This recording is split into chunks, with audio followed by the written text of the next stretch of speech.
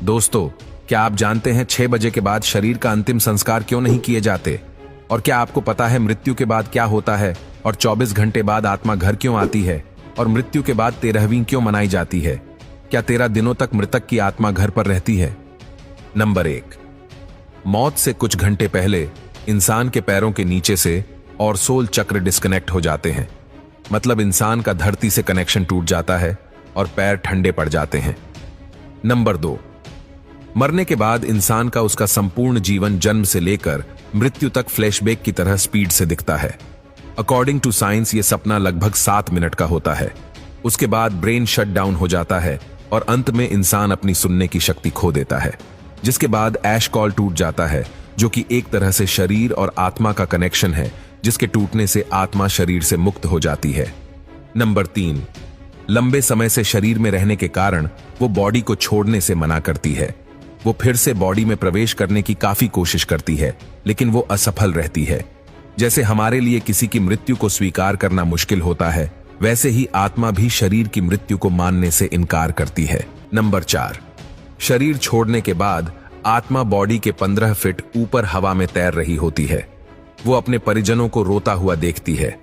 उसके बारे में बोले गए शब्दों से किसी शोर की तरह सुनाई देते हैं। नंबर 5, हिंदू ग्रंथों के अनुसार रात के समय अंतिम संस्कार नहीं किया जाता। उसे सूर्य देव की पहली किरण के बाद ही जलाया जाता है।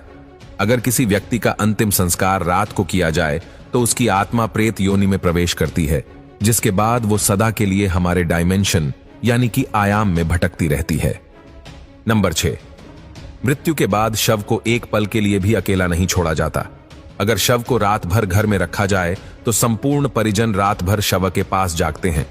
एक बार एक गांव में एक शव को कुछ पलों के लिए अकेला छोड़ दिया गया, जिसके बाद बाहरी प्रेतों ने उसके ऊपर कब्जा कर लिया और मृत बॉडी ने पूरा गांव जला दिया।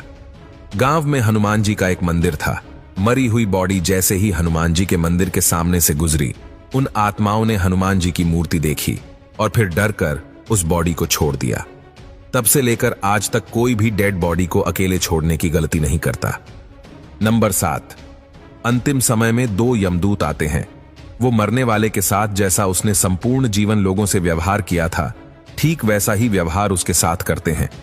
अगर मरने वाला अच्छा आदमी है तो इजीली प्राण त्याग देता है, परंतु वो पापी है तो यमदूतों के टॉर्चर से वो तड़प तड़प कर मरता है।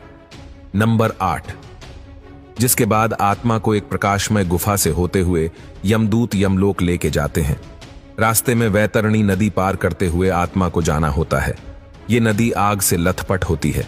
जिसने अच्छे कर्म किए हैं वो इजीली इस नदी को पार कर लेता है, लेकिन अगर कोई पापी व्यक्ति है तो उसे काफी पीड़ा भोगनी पड़ती है।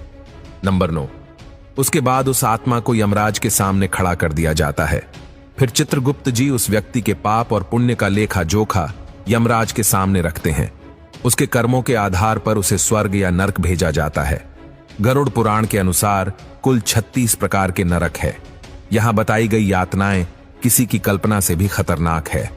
नंबर 10, अगर कोई व्यक्ति सुइसाइड यानी आत्महत्या करके प्राण त्यागता है तो उसे और भी कठिनाई सहनी पड़ती है, क्योंकि उसने निर्धारित समय से पहले ही हार मान ली।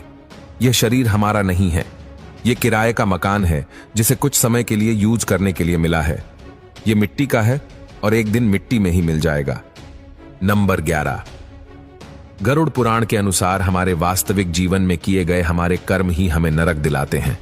उसके बाद अगर कोई साधु या तपस्वी है तो उसे मोक्ष की प्राप्ति हो जाती है। नंबर 12, सबसे बड़ा सवाल, ये सब बातें हमें कैसे पता? गरुड़देव जिनका बल अतुलनीय है, वो अकेले 700 इंद्र को पराजित कर सकते हैं। गरुड़देव स्वर्ग से अमृत कलश लेकर उड़ गए थे, लेकिन उन्होंने अमृत पान नहीं किया। उन्हें बिना अमृत के ही अमृता प्राप्त हुई। ये वरदान उन्हें स्वयं श्री हरि नारायण ने प्रसन्न होकर दिया था। गरुड़देव तो अमर है, उन्हें नहीं पता कि मृत्यु के बाद क्या होता है। इसलिए जिज्ञासावश उन्होंने श्री हरि नारायण से यह प्रश्न पूछा, और इसी विज्ञान को हम गरुड़ पुराण के नाम से जानते हैं। भगवत गीता में श्री कृष्ण ने कहा था, आत्मा न तो पैदा होती है और ना ही वह मरती है। वो तो सिर्फ वस्त्र की तरह एक शरीर से दूसरे शरीर में प्रवेश करती है। मृत्यु तो केवल शरीर की होती है, आत्मा की नहीं। ये जीवन मृत्यु का चक्र यूं ही चलता रहता है। इसीलिए don't die before you are dead, मरने से पहले कभी मत मरो। अंतिम समय में राम नाम सत्य है, इसीलिए कहा जाता है क्योंकि वही संपूर्ण जीवन का सार है।